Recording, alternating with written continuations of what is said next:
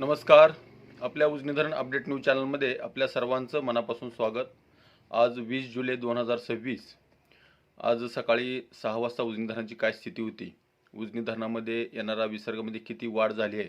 हो, वाढ झालेली आहे. वाढ होण्यास सुरुवात झालेली आहे. त्याचबरोबर उजनी धरणातून सध्याला खालच्या नदी असेल, कालवा असेल, बोगदा असेल, सिनामडा उपसा सिंचन असून इथून विसर्ग किती चालू आहे आणि नीरा खोऱ्यातील धरणाची काय स्थिती आहे याची माहिती आपण घेणार आहोत.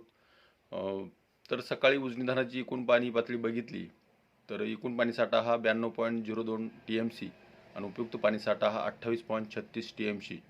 टक्केवारी ही 52.94 टक्के एवढं उजनी धरण झालेलं आहे. कारण वेगवेगळ्या योजनातून पाणी चालू केल्यामुळं आणि वरनं येणारा विसर्ग सातत्याने कमी होत गेल्यामुळं, त्या विसर्गामध्ये घट झाल्यामुळं आणि पाणी खाली चालू केल्यामुळं उजनी धरणाची टक्केवारी ही 54.3 वरनं 52.94 टक्क्यावर, म्हणजे जवळपास 1% ते 1 ते 1.25% पाणी कमी झालेलं आहे. सध्याला उजनी धरणात येणारा जो विसर्ग आहे दौंडचा, तो काल 3396 क्युसेकचा होता. त्यामध्ये वाढ होऊन आता तो 5226 क्युसेक एवढा झालेला आहे. म्हणजे जवळपास 1800 ते 1900 क्युसेकनं पाणी वाढलेलं आहे. उजनी धरणाच्या पाणलोट क्षेत्रामध्ये कालही पाऊस झाला होता, आजही पाऊस झालेला आहे.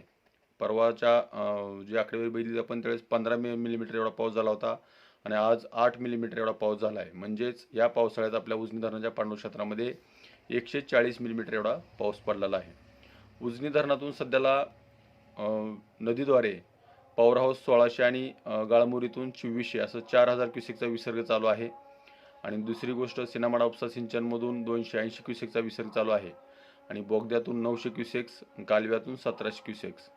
म्हणजे येणारं पाणी हे 5226 आणि जाणारं पाणी हे 6880, म्हणजे जवळपास 1654 क्युसेकचा फरक पडतोय सध्याला. परंतु आता सध्याला उजनी धरण पाणलोट क्षेत्रामध्ये किंवा वरच्या धरणाच्या पाणलोट क्षेत्रामध्ये पावसास सुरुवात झालेली आहे. त्याची आकडेवारी 8च्या नंतर येईल, परंतु थोडासा मला आकडेवारी देण्यासाठी उशीर होईल. त्याची आकडेवारी आपण देणारच आहोत.